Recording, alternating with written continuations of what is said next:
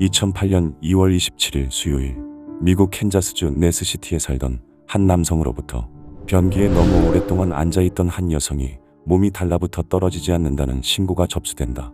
그녀의 신원은 팸 베브콕이라는 35세의 여성으로, 신고를 한 남성은 팸과 함께 살고 있던 남자친구인 37세의 코리 맥페런이었는데, 구조대가 현장에 도착해 화장실 문을 열고 안으로 들어가자 그 안에는 힘없이 축 처져 변기 위에 앉아있는 팸이 있었고, 그녀의 엉덩이와 허벅지는 마치 짓이겨진 듯 시트에 달라붙어 있었다. 처음에 구조대는 팸을 일으켜 세우려고 시도하였지만 완전히 녹아 변기 시트에 달라붙은 그녀의 몸은 절대 떨어지지 않았고, 이에 구조대는 지렛대를 이용해 변기 시트 자체를 떼어내기 시작한다. 이후 가까스로 시트를 제거한 그들은 완전히 힘이 빠진 팸을 부축해 병원으로 이송하였고, 그곳에서 정밀검진을 함과 동시에 신고자이자 남자친구인 코리에게 구체적인 상황을 듣게 되는데, 그의 말에 따르면 사건은 이러했다. 시기는 정확히 특정할 수 없지만 어느 날부터 화장실에 들어간 팸이 밖으로 나오는 것이 무섭다고 말을 하기 시작했고, 그때마다 코리가 설득을 해 밖으로 나올 수 있게 도왔지만 세월이 흐를수록 화장실에 머무는 시간은 점점 길어져갔고, 결국 그렇게 화장실 밖으로 나오지 못하게 됐다고 한다. 그러면서 코리는 사실 팸에게는 어린 시절에 트라우마가 있었다며 말을 이어갔는데, 그에 따르면 팸은 어린 시절 폭행을 당했던 기억에 의해 화장실 안을 심적으로 가장 안전한 공간으로 여기고 있었고, 이 때문에 이러한 사건이 발생한 것이라고 진술하였다. 그렇게 대략 2년의 시간 동안 화장실에서의 생활을 이어가던 팸은 코리가 차려주는 밥을 먹을 때나 옷을 갈아입을 때, 그리고 그와 함께 대화를 하고 취미생활을 할 때 등 모든 시간을 화장실 안에서 보내게 되었고, 이러한 기묘한 생활의 기간이 길어지면서 코리와 팸은 점점 이 상황을 당연하게 여기게 되었다. 그런데 신고 접수 약 한 달 전, 사방이 막힌 작은 화장실 안에서의 생활이 길어지면서 정신적으로나 체력적으로나 점점 약해지기 시작한 팸은 정신이 혼미해지고 몸이 무기력해져 공황 증세를 보이기 시작했고, 이 모습을 본 코리가 급히 구급대에 신고를 한 것이었다. 결국 병원으로 이송된 팸은 살에 달라붙은 변기 시트를 수술을 통해 제거할 수 있었지만 방향 감각을 완전히 잃어 스스로의 힘으로 중심을 잡지 못하였고, 다리는 오랜 기간 사용하지 않아 신경이 손상되어 있었는데, 그녀를 수술한 의사에 따르면 앞으로 팸은 다시는 걸을 수 없을 가능성이 큰 것으로 판단되었다.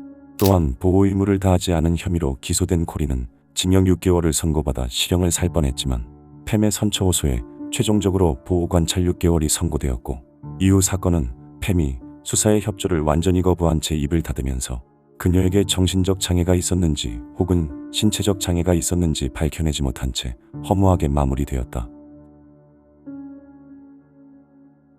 1971년 11월 24일 수요일, 한 남자가 비행기를 납치한 뒤 하늘 위에서 유유히 사라지는 사건이 발생한다. 11월 24일 미국 추수감사절 전날이었던 이날, 미국 오리건주 포틀랜드에 있는 노스웨스트 오리엔트 항공 카운터에는 시애틀로 가기 위해 티켓을 구매하고 있는 한 남성이 있었다. 댄 쿠퍼라는 이름으로 알려진 그는 깔끔한 정장 차림의 중년 남성으로 겉으로는 신사처럼 보였지만 상상도 하지 못할 범행을 준비하고 있었는데, 잠시 후 비행기에 탑승한 그는 자리에 앉아 주문한 위스키를 마시며 비행기가 이륙하길 기다린다. 그렇게 비행기가 이륙하고 얼마의 시간이 흐르자 그는 조용히 승무원을 불러 자신의 서류 가방에 폭탄이 있다는 내용이 담긴 메모를 전달하였고, 서류 가방을 열어 안에 있는 전선 등의 장치를 직접 보여주며 장난이 아님을 입증한다. 이어서 그는 20달러 지폐로 총 20만 달러를 준비할 것을 요구하였고, 거기에 더해 낙하산 4개를 준비하라는 내용의 메모를 기장에게 전달하였는데, 그로부터 얼마 후 비행기가 시애틀에 무사히 착륙하자 그는 앞서 요구한 돈과 낙하산을 받은 뒤 비행기에 탑승해 있던 36명의 승객을 풀어준다. 하지만 굉장히 치밀했던 댄 쿠퍼는 몇몇의 승무원들을 비행기에서 내리지 못하도록 해 인질로 잡아두었고, 기장에게 멕시코시티로 운행할 것을 명령한 뒤 무언가를 준비하는 듯 혼자서 분주하게 움직이기 시작하는데, 그로부터 얼마 후 오후 8시경 비행기가 시애틀과 리노 사이에 어딘가를 지나고 있을 무렵 그는 낙하산과 돈을 전부 들고 비행기 뒤편으로 뛰어내린다. 이후 그가 비행기에서 뛰어내린 것을 확인한 승무원들은 곧장 기장에게 보고해 비행기를 착륙시켰고, 경찰과 FBI가 투입되어 그를 찾기 시작했지만 오로지 남은 흔적이라고는 그가 사라지기 전 기내에 벗어둔 검은 넥타이뿐이었다. 그럼에도 계속해서 댄 쿠퍼를 찾기 위해 수사를 이어가던 FBI는 사건 발생 얼마 후 한 남자를 유력한 용의자로 체포하였지만 당시 기내에서 댄 쿠퍼와 마주했던 승무원들의 증언에 의해 결론적으로 그는 용의선상에서 제외되었다.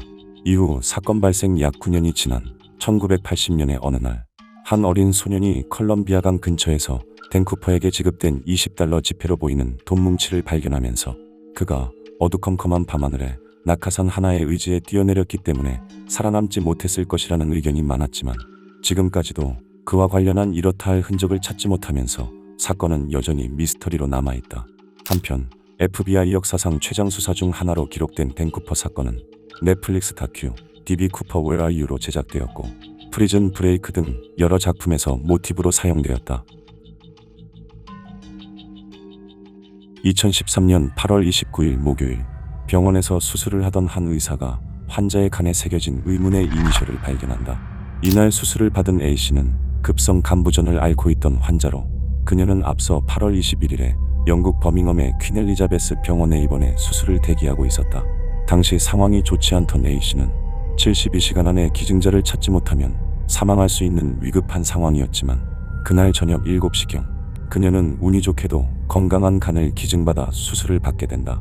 퀸 엘리자베스 병원은 영국 최고의 간 전문 병원 중 하나로 이날 이식 수술은 20명에 달하는 영국의 간 전문 외과의 중 한 명인 사이먼 브레몰이 집도하였는데 그는 49세의 나이로 400회 이상의 수술 경험이 있는 베테랑 의사이자 수십 명의 수련의들에게 자신의 의술을 가르칠 정도의 실력자였다.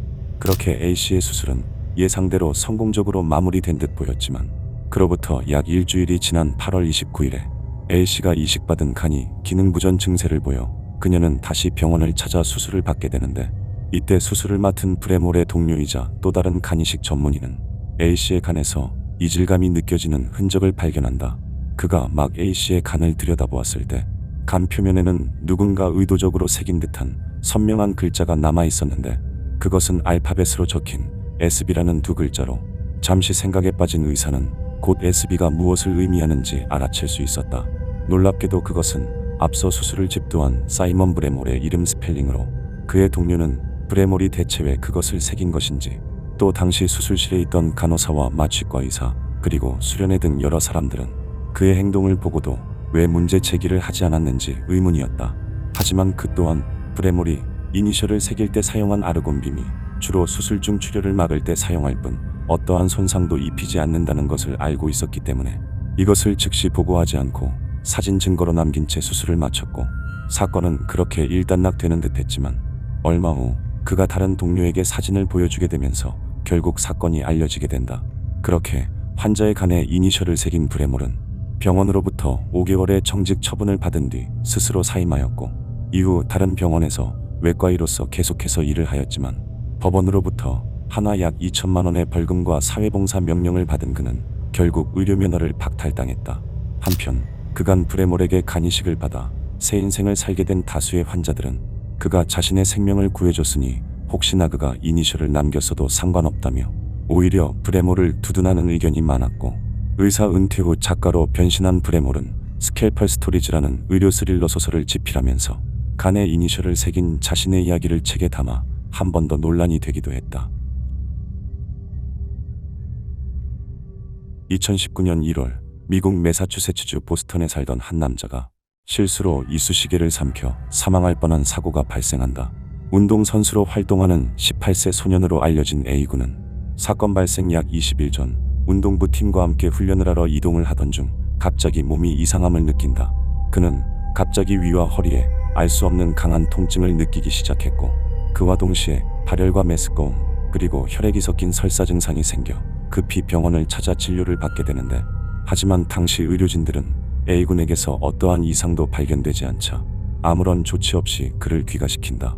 그런데 그로부터 약 20일이 지난 어느 날 A군은 이전보다 더 심해진 통증과 함께 무려 40도에 달하는 발열 증세를 보였고 허리와 옆구리에서 느껴지는 강한 통증과 반복적인 혈변으로 결국 다시 병원에 방문해 다양한 검사를 받게 되는데 그렇게 곧장 보스턴의 매사추세츠 종합병원에 방문한 그는 직장으로부터 25cm 떨어진 부분에 위치한 대장에서 7.5cm 길이의 이쑤시개가 꽂혀 있는 걸 발견한다.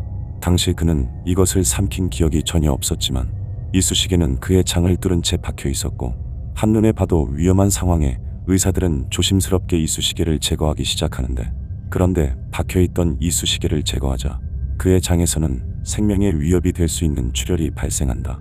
더욱이 당시 A군은 폐렴막대균이라는 박테리아로 인해 혈액 감염 증상도 보이고 있었는데, 이 박테리아는 보통 장에 살고 있는 것으로 장 밖으로 새어나오면 질병을 유발할 수 있는 균이었기 때문에 의사는 급히 첨단 의료 장비를 갖춘 하이브리드 수술실로 그를 이송한다.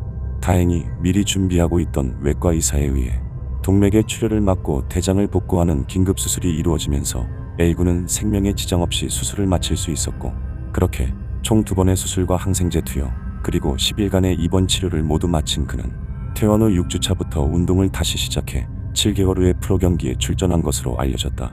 한편 이 사건을 접한 의사들에 따르면 이쑤시개를 삼키는 것은 단순 부상이 아닌 치명적인 합병증을 유발할 위험이 높은 상황으로 이로 인한 사망 확률은 무려 10%에 달한다며 주의를 기울여야 한다고 강조하였다. 오늘 영상은 여기까지입니다. 영상이 마음에 드셨다면 좋아요만 부탁드리겠습니다. 끝까지 봐주셔서 감사합니다.